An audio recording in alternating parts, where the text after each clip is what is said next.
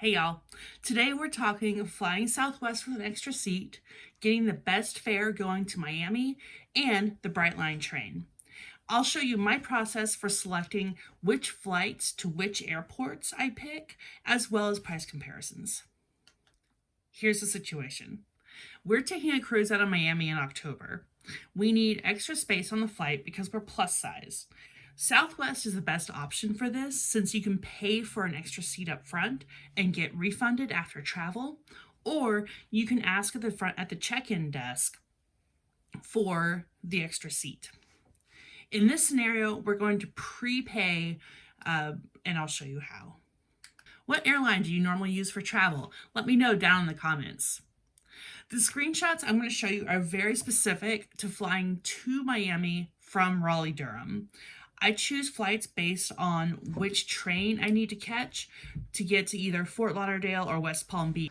So here we are on the southwest.com site. You do have to be on southwest.com to book with Southwest. Now, we're flying out of RDU, so we're going to take a cruise out of Miami, say. You get 3 airports. You get Miami, Fort Lauderdale, and West Palm Beach. And I accidentally click West Palm Beach. Say our cruise is in October. We leave on the cruise on the 6th, so we want to get in the day before on the 5th. And our cruise gets back on the 13th. Friday the 13th. That's exciting. So we're going to click that. There are dates. I am leaving it just one passenger for now. And here we have the flights from RDU to PBI and back. They are cheaper than Miami. We'll see that later. And then I'm realizing that I put in West Palm Beach, so we're going to go back and modify that and fly into Miami.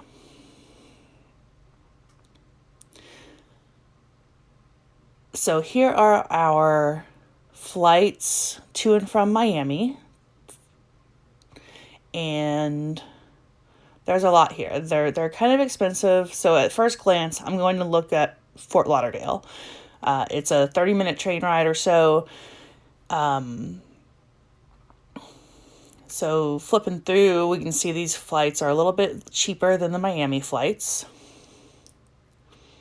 So I'm going to adjust and say we want to fly noon to 6 p.m. on the way there, so we don't have to get up early in the morning. And then noon to 6 p.m. on the way home as well, because we don't want to be too early because the cruise ship gets in on that day. And we need time to travel. So looking here, there are no nonstop flights on the way there, unfortunately. They all have a stop somewhere. So I'm going to go back and look at Miami again with the same time constraints. And not great options. So let's dig in and really compare what our options are. So going back to PBI, we like that $94 want to get away fare. That's great. And it's reasonable times. It only has one plane change in Atlanta, and time in Atlanta is an hour, which should be enough time.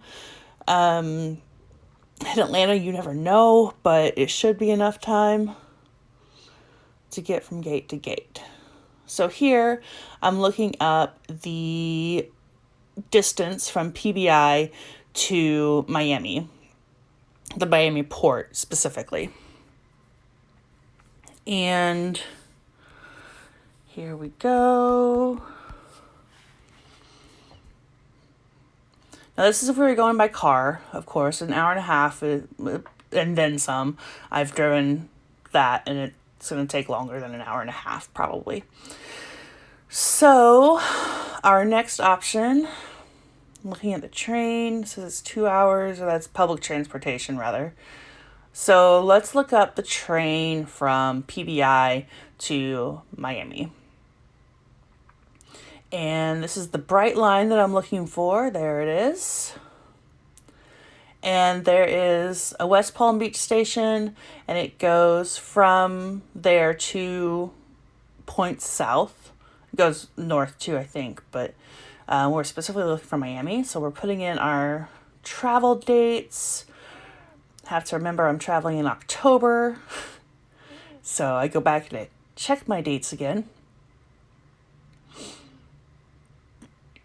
And here we go, October 5th to the 13th. And search tickets. So I'm going to go back and check my times.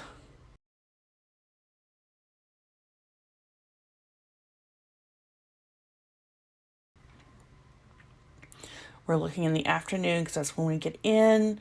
Specifically, we're looking at that 4:15 arrival time on the plane. So we want to make sure that we have plenty of time to get our luggage and get from the airport to the train station. So we want to do the 6 p.m. train. And I chose the premium. I'll have another video on that. The premium is really nice on the Brightline and it's worth the extra money. So I'm checking the times on the return flights, and we're going to go with that 3:55 to give us plenty of time to get from the port to the train station. Let's see, we're looking, okay, the 11:45 train that gets in at 1:05 to the West Palm Beach station. So that should be enough time to get from the station to the airport. So here we are, $212.96 and $99 for the plane or for the train ticket both ways.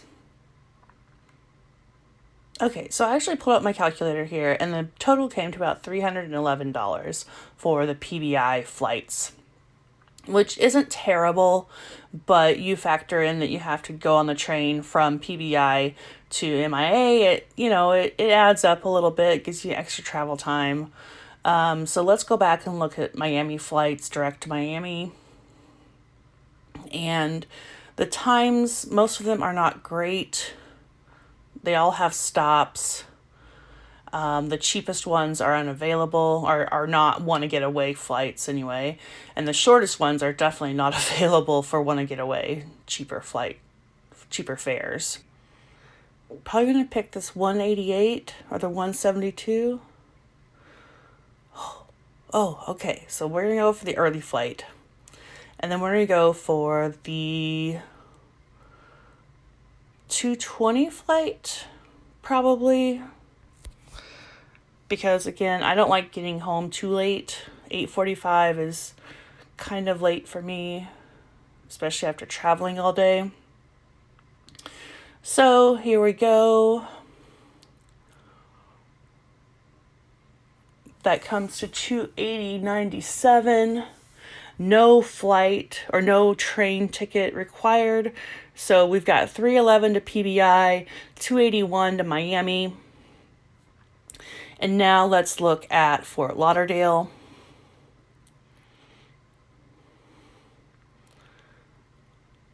And we're going to go back to Brightline and modify this so that we are going to from Fort Lauderdale, excuse me.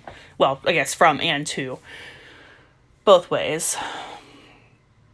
And the fares are going to be a little bit cheaper because it's a shorter distance. So let's look and see. There's a non-stop flight. It is the lowest fare and the fastest. So we're going to choose that right in the middle of the day. So that's fine.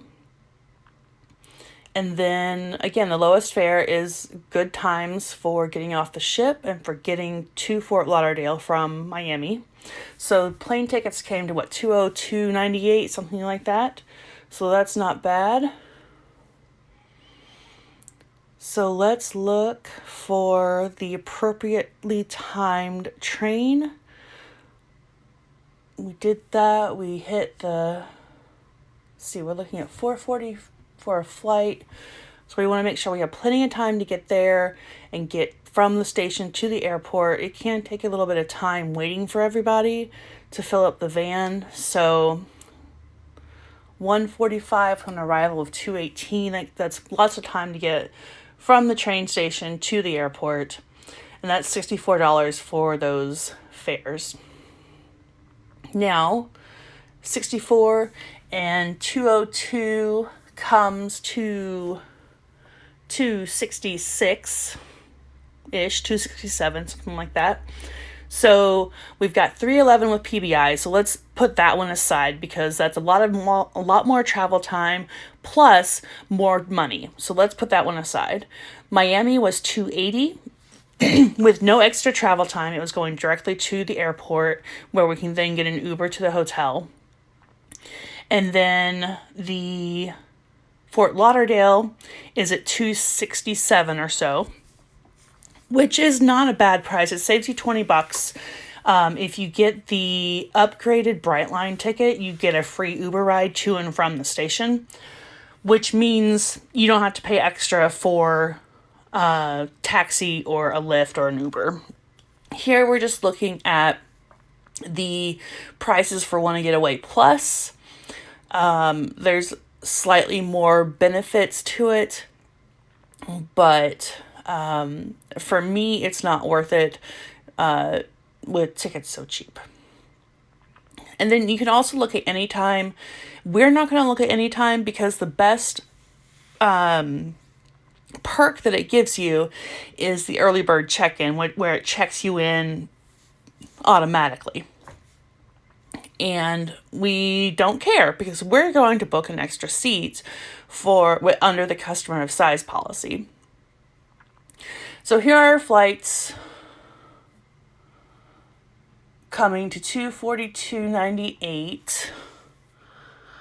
We're going to go back and fix that so it goes to the cheaper version. That's right. Okay.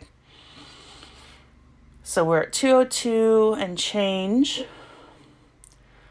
Looking for my continue button here somewhere. There's your upgrade options. There's my continue button and I missed it. There we go. All right, so here are our flights. We're going to enter first and last name, but we're also going to enter XS as our middle name. And XS means that I'm going to get an extra seat under the customer size policy. So that is important. The system will code that as an extra seat, and that will give it to me on check-in. And so then we fill in all the rest of the information. And I just realized today that you can pay by PayPal, which is pretty cool. So that's another option. When you get to the airport, you'll need to check in with a person at the Southwest counter to get the extra physical ticket. This extra ticket goes in the seat next to you and says seat reserved. Once boarding begins, you'll pre-board to ensure you get 2 seats together. This is why we don't need to book the Anytime fare with the early bird check-in. Our check-in order doesn't matter because we're pre-boarding. Once you're on the plane, don't be afraid to sit near the front. I personally like to sit in the first 10 rows, preferably the first 5 if they're not too crowded already. Take an aisle or a window, your preference. Stick your bag under the middle seat so you have more leg room in front of you, and place the reserve ticket in the middle seat. You may get pushback from some passengers who are looking for seating near the front. Don't give in. You paid for that seat and you need that space. Don't be afraid to call a flight attendant either. They know the customer size policy and will back you up. They'll help the passenger find another seat.